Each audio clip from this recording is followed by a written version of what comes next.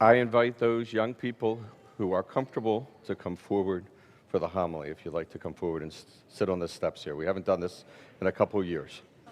Okay? If you're comfortable, come forward. Okay? If you're not comfortable, that's fine too. Okay? Nice dress. Look at that. Look at all that pink. Did you pick that out yourself? Did you pick that out yourself? No? Come on, just sit down and sit on the floor if there's not room on the steps. Are we supposed to sit on the You can sit right where you're at, bud. You're good. Okay. Last week, I gave a homily, a little talk after the gospel, and maybe you were there, maybe you weren't. And I talked about a movie called A Christmas Carol. How many know that movie, A Christmas Carol? Who's the main character in A Christmas Carol? we have a book of it from Who's the main character? Scrooge, okay. Who can tell me who Scrooge was? a rich man who never gave any money. He's a man who never gave any money. It's good that none of us are that way. Yeah, man who never gave any money. A man who really didn't like Christmas, right? Man who didn't like Christmas, thought it was a bunch of waste of time, okay? But at the end, it's okay, honey. I like how you match your mother. It's really cool. At the end, we're told that he promised that he would live with Christmas in his heart. He would live with Christmas in his heart every day. I also said what living with Christmas in our heart was. Can somebody remember? What does it mean? Who lives in our heart if we live with Christmas in our heart? Jesus. Thank you for giving me the right answer. I really appreciate that. Jesus, okay? So there's another movie that we like a lot, okay? Who can tell me who this is? Grinch, okay, it's the Grinch. That's pretty obvious, right? Okay? Now, why did the Grinch not like Christmas? He doesn't like anything about Christmas. He doesn't like anything about Christmas. Why didn't he like Christmas? Because his heart was two sizes too small. His heart was two sizes too small. What else didn't he like about Christmas? He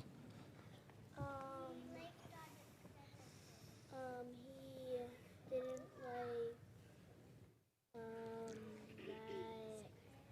like, There's a word that begins with an N. his shoes were too tight. His shoes were too tight, yeah. Okay, what else? He didn't like when the people sing because of it begins with an N. The noise, right? He didn't like the noise. But what happened at the end of the Grinch story?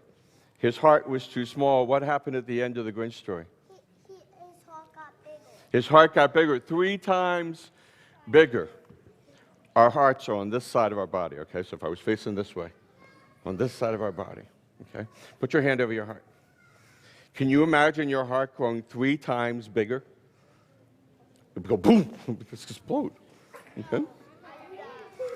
But his heart grew 3 times bigger. And what was in his heart that made it grow 3 times bigger?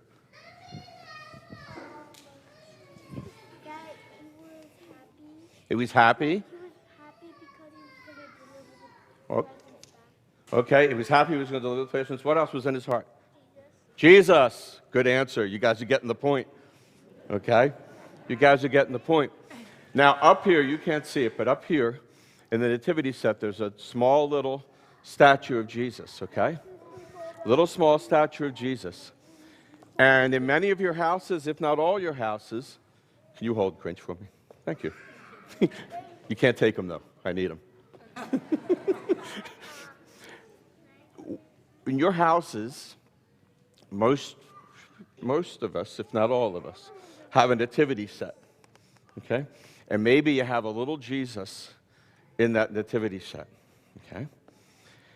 And if your parents will let you, when you get home, take that Jesus and put it up next to your heart, okay? Because it's one thing in our head, to say that we want Jesus in our heart. But when we take Jesus and we put him right there, And if we do that, that means you're going to be nice to your brothers and sisters. It means you're going to be nice to your parents, your grandparents, your uncles, your aunts. Okay? You're going to be nice to those people who might show up at your house tomorrow and you don't know who they are. Okay? You're going to be nice to everybody. Most of you probably play with toys that have batteries. And sometimes maybe the batteries get lost because your parents can't find them, because things are getting a little noise. Okay? Our heart is our battery. Okay? So just like you have a toy and you put a battery in it, our heart is our battery. And Jesus wants to be in our heart so he can be our battery. That's a weird way of looking at Jesus, isn't it? That Jesus is our battery. But next time you put a battery in something, maybe you can remember that. That Jesus is our battery. It's pretty cold outside, right? It's pretty cold outside. And there's a battery in your car. And if that battery doesn't work, you're going to be pretty cold.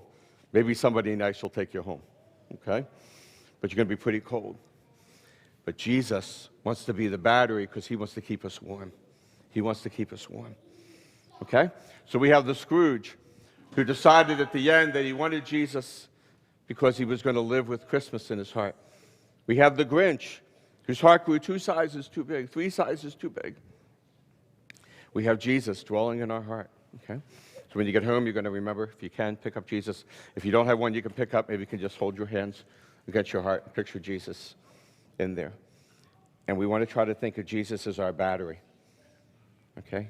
He runs our heart. Just like a battery runs something, he runs our heart, okay? So now we're going to just take a breath, and we're going to close with Happy Birthday, Jesus, okay? On the count of 3.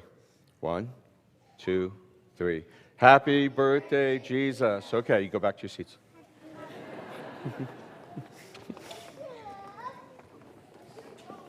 Good job.